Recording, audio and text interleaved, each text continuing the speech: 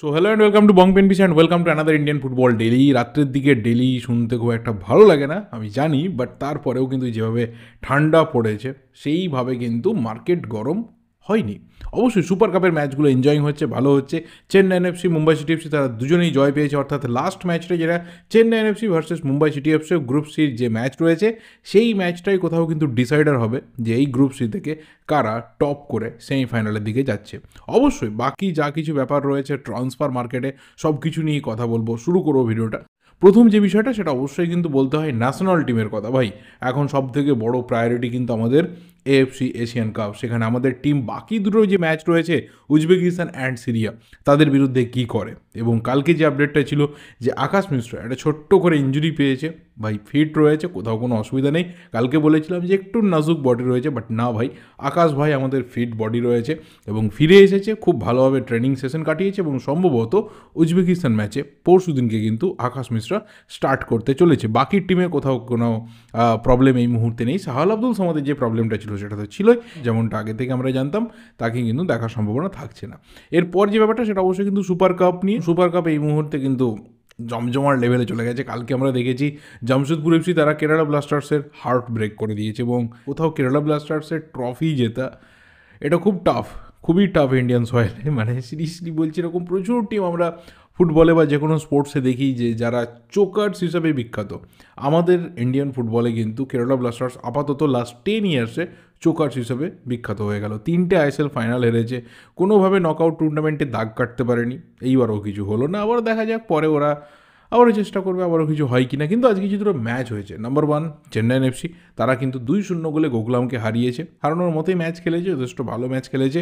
But ভাই second ম্যাচটা memorable match হয়ে থাকবে মুম্বাই সিটি এফসির ইয়াং প্লেয়ারদের জন্য, যেখানে সবাই ভাবছিল যে মুম্বাই থেকে 6জন প্লেয়ার ন্যাশনাল টিমে যোগ দিচ্ছে এবং প্রত্যেকটা ইম্পর্টেন্ট প্লেয়ার। এই টিমটার হবেটা কি, বিদেশি প্লেয়ার নিয়ে ডামাডোল পরিস্থিতি, আলবার্তো নোগুয়েরা চোট কাটিয়ে ফিরে আসছে, টিমে সেই যে ফ্লুয়েন্সি কোথাও দেশ বাকিংহামের সিস্টেমে দেখা যেত, সেটা এখনও পিটার ক্র্যাটকে তিনি তুলে ধরতে পারেননি। বাট ভাই পিটার ক্র্যাটকে একটা বড় কাজ করেছে, আমি বলবো এটা সবাই বলতে বাধ্য হবে যে ইয়াং প্লেয়ার যারা রয়েছে তারা কিন্তু ভীষণভাবে সুযোগ পাচ্ছে এবং শুধুমাত্র সুযোগ পাচ্ছে না, তারা নিজেদেরকে প্রুভ করছে। আমরা আইএসএলে দেখেছিলাম গুরকিরাতকে গোল করতে, বিক্রম প্রতাপ তো গোল করেছিল। তার পাশাপাশি আমরা সুপার কাপে আয়ুষ চিকারাকে আগের ম্যাচে গোল করে জেতাতে দেখেছিলাম। এই ম্যাচে আয়ুষ চিকারাকে ডাবল ব্রেস করতে দেখলাম, জোড়া গোল করতে দেখলাম এবং তাকে ম্যান অফ দ্য ম্যাচের পুরস্কার নিতে দেখলাম। বাট তার থেকেও ইন্টারেস্টিং হচ্ছে 19 বছর বয়সী লর্ড জেম, সেও কিন্তু গোল করেছে। তো 3টে যে গোল আজকে মুম্বাই সিটি এফসি করেছে, সেখানে 2জন ইন্ডিয়ান স্কোরার, তারা মুম্বাইকে কোথাও বাঁচিয়েছে। তো এই টিমটা আপাতত ইয়াং প্লেয়ারদের ভরসাতে রয়েছে। মুম্বাই এই শক্তি নিয়েও, মানে লিমিটেড শক্তি নিয়েও কিন্তু যথেষ্ট পরিমাণে ভালো খেলেছে। লাস্ট ম্যাচটা তাদের একটা ড্র এনাফ হবে সেমিফাইনালে পৌঁছে দেওয়ার জন্য, বাট চেন্নাই এফসিকে কিন্তু জিততে হবে। দেখা যাক কী হয়। নাও নেক্সট অবশ্যই ঢুকবো কিন্তু ট্রান্সফার মার্কেটের দিকে, কারণ ঠান্ডা যেভাবে জমিয়ে পড়েছে, ট্রান্সফার মার্কেট কিন্তু সেইভাবেই জানুয়ারি মাসের মিডলে এসেও কিন্তু গরম হতে পারেনি। হ্যাঁ, এর দুটো কারণ রয়েছে। এক হচ্ছে ম্যাক্সিমাম টিমের ডিমান্ড তো রয়েছে, বাট সেই ডিমান্ডকে ফুলফিল করার মতো যে প্লেয়াররা অ্যাভেলেবেল রয়েছে তাদেরকে তাদের ক্লাব কতটা ছাড়ার জন্য তৈরি, এটা নিয়ে সবচেয়ে বড় সন্দেহ প্রত্যেকটা ফ্যানের মধ্যে রয়েছে। এবং দ্বিতীয় জিনিস হচ্ছে যে যেহেতু সুপার কাপ চলছে, তো এই মুভমেন্ট এত তাড়াতাড়ি কাউকে, মানে কোনো প্লেয়ারের ক্ষেত্রে হয়ে লাভ নেই। যা হবে হয়তো সুপার কাপের পরে আমরা মুভগুলো দেখতে পাবো। এমনি অনেক প্লেয়ার ন্যাশনাল টিমে রয়েছে, তো যে সমস্ত প্লেয়ার এক্সিস্টিং ক্লাবগুলোতে খেলছে সেখান থেকে খুব একটা মুভমেন্ট হবে না। হয়তো 28 তারিখের পর বা মোটামুটি সেই পার্টিকুলার টিমের জার্নি শেষ হওয়ার পর সুপার কাপে সেই মুভগুলো হয়তো কমপ্লিট হবে। তো আমাদেরকে ওয়েট করতে হবে, পেশেন্স রাখতে হবে, ওয়েট করতে হবে। প্রথম যে ব্যাপারটা সেটা কিন্তু অবশ্যই এফসি গোয়ার ক্ষেত্রে। গোয়া বেশ কিছুদিন শোনা ছিল তারা প্রাক্তন প্লেয়ারকে ফেরাতে পারে, মানে আইএসএল এক্সপিরিয়েন্স প্রাক্তন প্লেয়ারকে ফেরাতে পারে। এবং 4 জানুয়ারি আমার একটা পোস্ট ছিল টেলিগ্রামে এবং ভিডিওর মাধ্যমে বলেছিলাম যে এডু গার্সিয়া একটা তার স্ট্রং লিঙ্ক আপ এই মুহূর্তে রয়েছে তার সাথে। বাট রিসেন্টলি যেটা শোনা যাচ্ছে শুধুমাত্র এডু গার্সিয়া না, তার সাথে কিন্তু জর্জ অর্টিজ মেন্ডোজা, এর আগে এফসি গোয়ার হয়ে খেলে যাওয়া প্লেয়ার, যার ক্লজও রয়েছে যে ইন্ডিয়াতে ফিরলে এফসি গোয়াতেই ডিরেক্টলি ফিরবে, অন্য ক্লাব নিতে গেলে কম্পেনসেশন ফি এফসি গোয়াকে দিতে হবে। তো তার কাছেও কিন্তু অফার গেছে। দুজনেই আপাতত সেম ক্লাবে রয়েছে, আমরা সবাই জানি, যেখানে সার্জিও লোবেরা কোচ হয়ে গেছিলেন।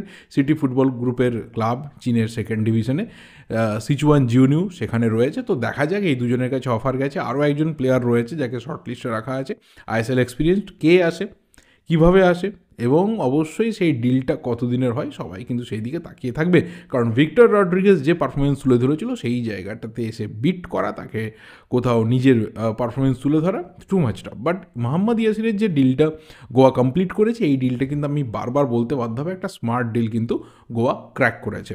এর পরের বিষয়টা অবশ্যই রোজ প্রত্যেকের কমেন্ট থাকে যে বেঙ্গালুরু এফসির আপডেট দাও, বেঙ্গালুরু এফসি কোথাও কিছু মুভ করছে কেন, করছে না কেন।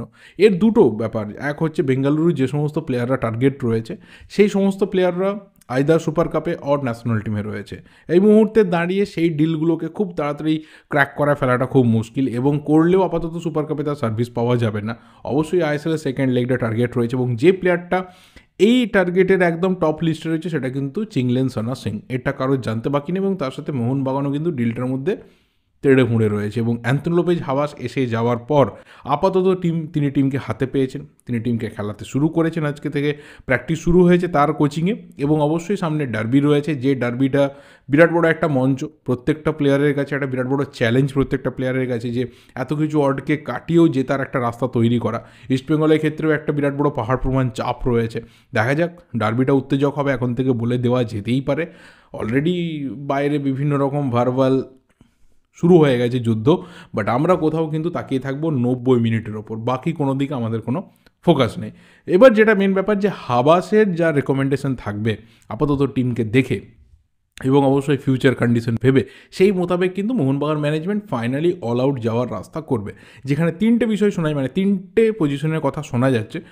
এক হচ্ছে সেন্টার ব্যাকের একজন ব্যাকআপ লাগবে, মানে তুমি যেভাবে এটাকে ভাবো, তুমি সেটাকে ফার্স্ট চয়েস হিসেবে ভাবো অথবা আনোয়ার আলীর ব্যাকআপ হিসেবে ভাবো, তোমাকে কিন্তু একজন প্লেয়ারকে নিতে হবে। এবং সেই প্লেয়ার নেওয়ার ক্ষেত্রে কে ফেভারিট আমরা সবাই জানি, চিংলিনসনা সিং। বাট সানার ক্ষেত্রে একটা মেন প্রবলেম, গত 2-3 দিন আগেও ডিসকাস করেছিলাম ব্যাপারটা, একটা ফেক ব্যাপার মার্কেটে ঘুরে বেড়াচ্ছিল যে মোহনবাগান তাকে নিতে চাইছে এবং তার যা ডিউ রয়েছে, সব কিছু রয়েছে, সব নাকি মোহনবাগান পে করে দেবে।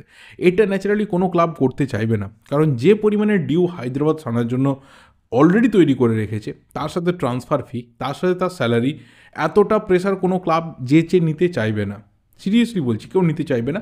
সেটা কিন্তু হচ্ছেও না। আজকে যেটা মার্কাসের টুইট থেকে অনেকেই দেখতে পেয়েছো, যে পরিষ্কারভাবে কিন্তু সেখানে জানা গেছে যে আপাতত হায়দ্রাবাদ এফসি তার যা ডিউ রেখেছে, সানা যা কিছু টাকা পয়সা পাবে সেটা কিন্তু হায়দ্রাবাদকেই পে করতে হবে তার ট্রান্সফারটা কমপ্লিট হওয়ার আগে।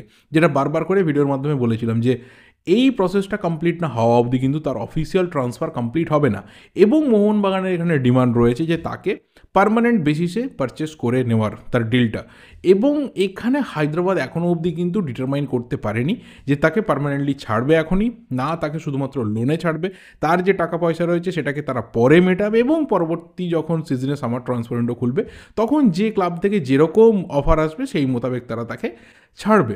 এখন অবধি জাস্ট এই জায়গাটার ডিলটা কিন্তু আটকে রয়েছে, দেখা যাক সেটা কী হয়। এরপর যেটা পজিশন রয়েছে কোথাও হাবাসের রেকমেন্ডেশনে, সেটা হচ্ছে একজন উইং ব্যাক, বিশেষ করে লেফট উইং ব্যাক একজন ব্যাকআপ তার লাগবে।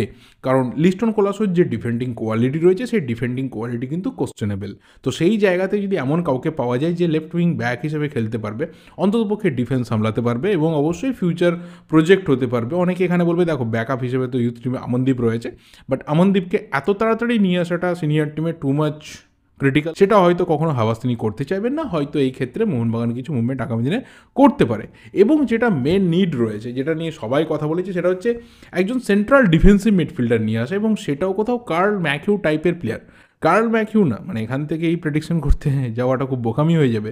এমন একটা প্লেয়ার যে ডিফেন্সিভ মিডফিল্ডে খেলতে পারে এবং তার পাশাপাশি সেন্টার ব্যাকে খেলতে পারে, লিডারশিপ রোল নিতে পারে। কিন্তু সেই প্লেয়ার আসবে কার পরিবর্তে, সেটা অবশ্যই আমরা সুপার কাপের পরে পরিষ্কারভাবে বুঝতে পেরে যাব। বাট এই পজিশনগুলোর কিন্তু ভীষণভাবে হাওয়াসের কাছে ডিমান্ড রয়েছে। দেখা যাক সেটা কী হয়, কতটা ডেসপারেটলি মোহনবাগান মুভ করে, কত ভালো প্লেয়ার সেখানে তুলে আনতে পারে, কত নাম এরপর আস্তে আস্তে উঠে আসে, সব দিকেই কিন্তু আমাদেরকে তাকিয়ে থাকতে হবে। Yes, that's it. And last যেটা দিয়ে শেষ করবো সেটা কিন্তু অবশ্যই মোহামেডান স্পোর্টিংয়ের জন্য একটা বড় সিগনেচার মোহামেডান স্পোর্টিং করিয়ে ফেলেছে। এবং মোহামেডান যেটা টার্গেটটা এবারে আই লিগ জেতা এবং ISL 11-এ ঢোকা, তার কিন্তু টেন্ডেন্সি পরিষ্কারভাবে বোঝা যাচ্ছে। এবং তারা সেই পারপাসে আপাতত রাশিয়ার former under 21 player winger forward Evgeny Kozlov, এই প্লেয়ারটাকে কিন্তু অলরেডি সিগনেচার করিয়ে তার অ্যানাউন্সমেন্ট অবধি করে ফেলেছে এবং এই সিগনেচারটা আপাতত মোহামেডান স্পোর্টিংয়ে যে রান চলছে সেই রানের দিক থেকে কিন্তু একটা ফাটাফাটি সিগনেচার হয়েছে। আমি বলবো আপফ্রন্টে একটা হিউজ শক্তি বাড়াবে এবং মোহামেডান স্পোর্টিংয়ে যে ডেসপারেসি রয়েছে টুর্নামেন্ট জেতার এবং ফাইনালি আইএসএলে ঢোকার, এটা আমরা কিন্তু পরিষ্কারভাবে বুঝতে পারছি। তো এই সিগনেচারটা তোমাদের কেমন লেগেছে, কতটা ইম্প্যাক্ট ফেলতে পারে, অবশ্যই কিন্তু মোহামেডান স্পোর্টিংয়ের ফ্যানরা জানিয়েছে। এই ভিডিওটা এবার এই অবধি, ভালো লাগলে লাইক করো, শেয়ার করো, কমেন্ট করো যা যা ওপিনিয়ন্স রয়েছে। দেখা হবে পরের ভিডিওতে। Till then subscribe the channel যদি নতুন হয়ে থাকো। Thank you, good bye and good night.